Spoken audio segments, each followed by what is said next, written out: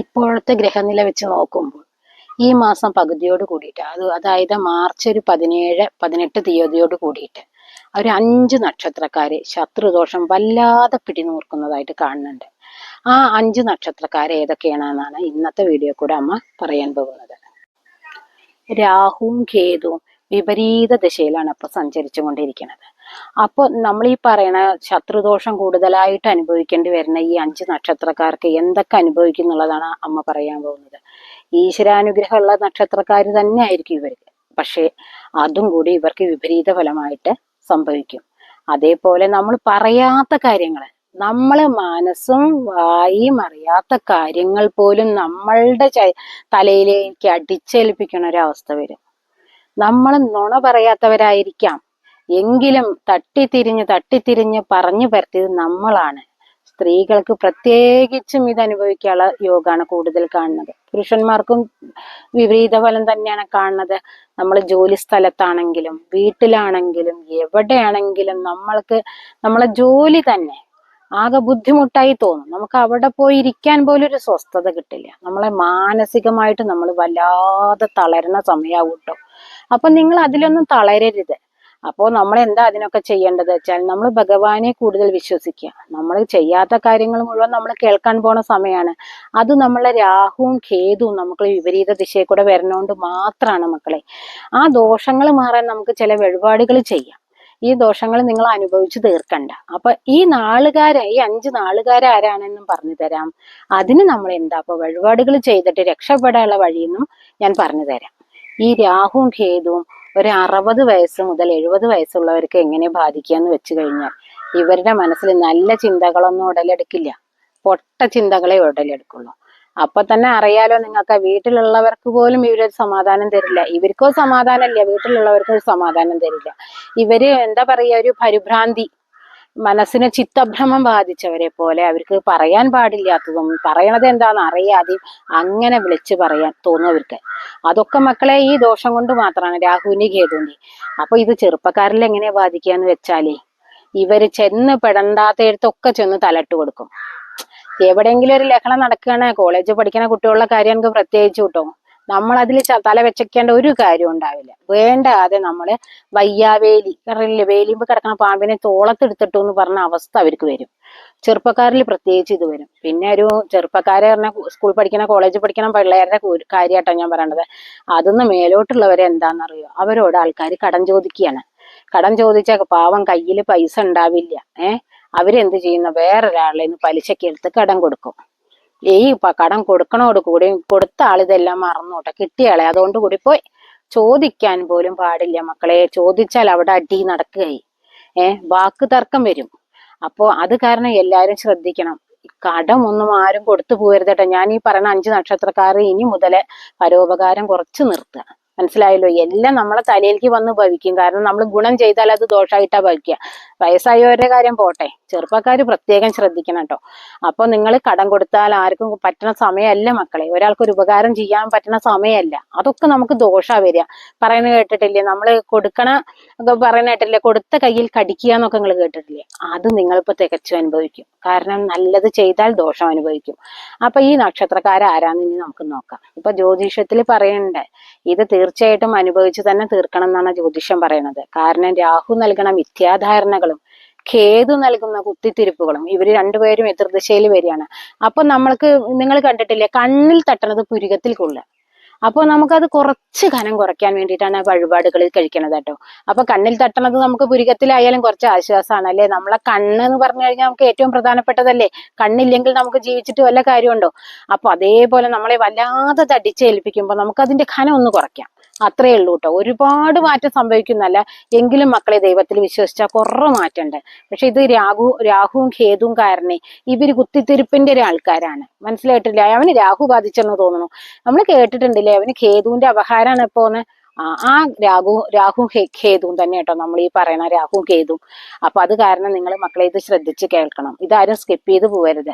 അപ്പൊ നിങ്ങൾ ഈ വഴിപാടുകൾ കഴിക്കണം. ഇതിൽ നാളുകാരാരാന്ന് നമുക്ക് ആദ്യം നോക്കാം. അതിനുള്ള വഴിപാടുകളും ഞാനിപ്പോ പറഞ്ഞു തരാം നിങ്ങൾക്ക്. മക്കളെ, ഇതിൽ ഒന്നാമത്തെ നക്ഷത്രം എന്ന് പറഞ്ഞാൽ ആയില്യ നക്ഷത്രക്കാർക്കാണ് ഈ കൊല്ലം രാഹുവും കേതുവും കൂടിയും എതിർദിശയിൽ വരിക. കാരണം ഇവരുടെ സംഗമം കാരണം ചെയ്യാൻ പാടില്ലാത്ത കാര്യങ്ങൾ ചെയ്തു എന്നും നാവും മനസ്സും അറിയാത്ത കാര്യങ്ങൾ പ്രവർത്തിച്ചു എന്നും എല്ലാം കേട്ട് ആകെ മൊത്തം നമ്മൾ ഇത്തിരി കഷ്ടതയിൽ കൂടെ കടന്നു പോണ നക്ഷത്രമാണ് ആയില്യം.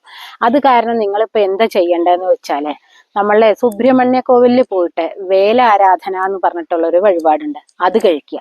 അതേപോലെ ആയില്യ നക്ഷത്രമാകൊണ്ട് സർപ്പങ്ങൾക്ക് നിങ്ങൾ മഞ്ഞൾപ്പൊടി സമർപ്പിക്കുക. അങ്ങനെയാ നിങ്ങൾ ചെയ്തിട്ട് നന്നായിട്ട് തൊഴുത് പ്രാർത്ഥിക്കുകയാണെങ്കിൽ നിങ്ങളുടെ ഈ ബുദ്ധിമുട്ടുകൾക്കൊക്കെ കുറച്ചൊക്കെ ഒരു ആശ്വാസം കിട്ടുന്നതായിരിക്കും. ഇനി നമുക്ക് അടുത്ത നാൾ നോക്കാം. രണ്ടാമത്തെ നക്ഷത്രം എന്ന് പറഞ്ഞാൽ നമ്മളെ ഉത്ര നക്ഷത്രമാണ്. ഇവർക്ക് അമിതമായ ആത്മവിശ്വാസമാണ്. ഇവര് ചെയ്യണ കാര്യങ്ങളൊക്കെ ശരിയെന്നാണ് ഇവരുടെ വിചാരം. അത് കാരണം ഇവര് വേണ്ടാത്ത വേറെ ഒരുത്തന്റെ കാര്യത്തിൽ ചെന്നിട്ട് തലയിടും. എന്താ എന്നിട്ട് ഫലം? ഇവർക്ക് തന്നെ തിരിച്ചടിക്കും. ഇവര് ചെയ്യാൻ പാടില്ലാത്ത കാര്യം ചെയ്തു എന്ന് എന്നിട്ട് കേൾക്കുക. ഉപകാരത്തിന് ചെന്നതാണ്, മനസ്സിലായില്ലേ? ചെല്ലേണ്ട ആവശ്യമില്ല. അത് ഈ രാഹുകാരനാണ് അവര് അവിടെയൊക്കെ ചെന്ന് തലയിടുന്നതും ഒക്കെ. ഈ രാഹുവിന്റെ കാരണം നമ്മളെ വീട്ടിലും കുടുംബകലഹം, വീട്ടിലും ഇവർക്കൊരു സ്വസ്ഥത കിട്ടില്ല, നാട്ടിലും കിട്ടില്ല, വീട്ടിലും കിട്ടില്ല. അങ്ങനെ നിന്ന് ഇവര് തിരിയോട്ടോ. അപ്പൊ നമ്മളെ എന്താ ഈ സമയത്ത് ചെയ്യണ്ടേ? ഈശ്വര വിചാരം തന്നെ പറ്റുള്ളൂ, ഭഗവാനിലേക്ക് സമർപ്പിക്കന്നെ പറ്റുള്ളൂ. അപ്പൊ നമ്മൾ എന്താ ചെയ്യേണ്ടതെന്ന് വെച്ച് കഴിഞ്ഞാൽ ഇവര് ശിവക്ഷേത്രത്തിൽ പോയിട്ട് ധാര വഴിപാടായിട്ട് കഴിക്കുക. അതുപോലെ തന്നെ ശനിയാഴ്ച ദിവസങ്ങളിൽ പോയിട്ട് നിങ്ങൾ നീരാഞ്ജന വഴിപാട് കഴിക്കുക. എങ്കിൽ ഇതിന്റെ ശക്തി കുറച്ച് കുറഞ്ഞു കിട്ടിയിട്ട് കുറച്ചൊരു മനസമാധാനമൊക്കെ നിങ്ങൾക്ക് കിട്ടുന്നതായിരിക്കും. അപ്പൊ ഇതാരും മറക്കരുത് കേട്ടോ. ദൈവങ്ങളേ ഉള്ളൂ ഈ സമയത്ത് നമുക്ക് തുണ. പിന്നെ നമ്മൾ ഈ ബുദ്ധിമുട്ടുകളൊക്കെ അനുഭവിക്കേണ്ട നക്ഷത്രം എന്ന് പറഞ്ഞു കഴിഞ്ഞാൽ ചോതി നക്ഷത്രമാണ്. ഇവരുടെ മനസ്സിൽ എന്താണെന്നറിയോ? പെട്ടെന്ന് പണക്കാരനാവണം എന്നുള്ളൊരു ആഗ്രഹം കയറിക്കൂടും. മക്കളെ, പെട്ടെന്ന് ഒരിക്കലും ഒരാളും പണക്കാരനാവില്ല. ഇവരുടെ ഈ അമിതമായ ആഗ്രഹം കാരണം ഇവര് പല നിയമക്കുടുക്കുകളിലും ചെന്നുപെടും, മനസ്സിലായില്ലേ?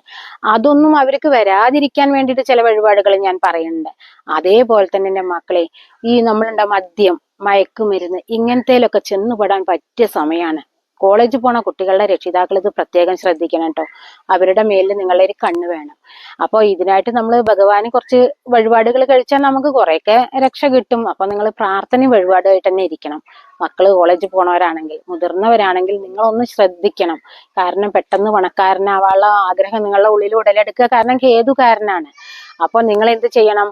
ആ സമയത്ത് നിങ്ങൾ നിങ്ങളെ തന്നെ ഒന്ന് നിയന്ത്രിക്കാൻ പഠിക്കണം. പിന്നെ അതിന് കഴിക്കേണ്ട വഴിപാട് ഞാൻ പറയാം. ഇവര് രാഹു പ്രീതിക്കായിട്ട് എന്താ ചെയ്യേണ്ടത് വെച്ചാല് സർപ്പങ്ങൾക്ക് 100 പാലും കഴിക്കുക. പിന്നെ നമ്മളെ വിഘ്നേശ്വരന് ഒരു ഗണപതി ഹോമം കൂടി കഴിച്ചു കഴിഞ്ഞാൽ, നമ്മൾ പറയുന്ന കേട്ടിട്ടില്ലേ, കണ്ണിൽ കൊള്ളേണ്ടത് പുരികത്തിൽ കൊള്ളുന്ന.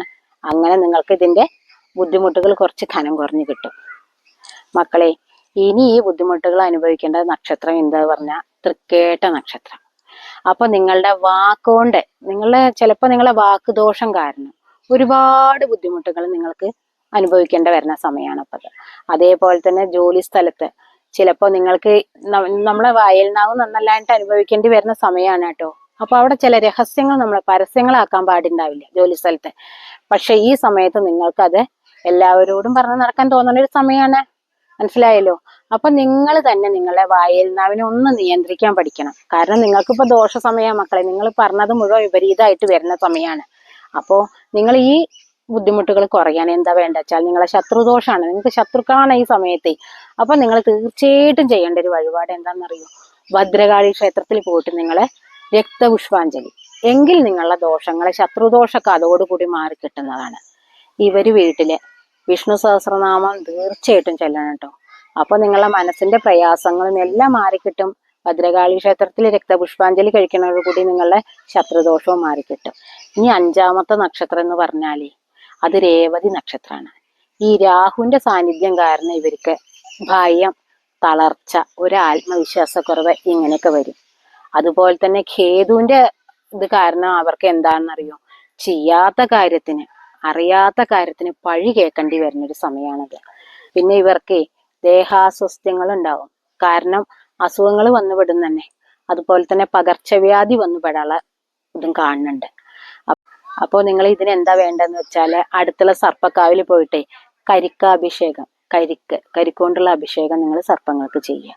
അതേപോലെ തന്നെ മഹാവിഷ്ണുവിന്റെ ക്ഷേത്രത്തിൽ പോയിട്ട് നിങ്ങൾ എന്താ ചെയ്യേണ്ടത് വെച്ചാൽ പുരുഷ സൂക്ത പുഷ്പാഞ്ജലി അങ്ങനെ ചെയ്തു കഴിഞ്ഞാൽ നിങ്ങളുടെ എല്ലാ ദോഷങ്ങളും അതോടുകൂടി മാറിക്കിട്ടും. അപ്പൊ ഇത്രയൊക്കെയുള്ള ഇന്നത്തെ വീഡിയോ. ഇതെല്ലാവർക്കും ഉപകാരപ്പെട്ടു എന്ന് ഞാൻ വിചാരിക്കുന്നു.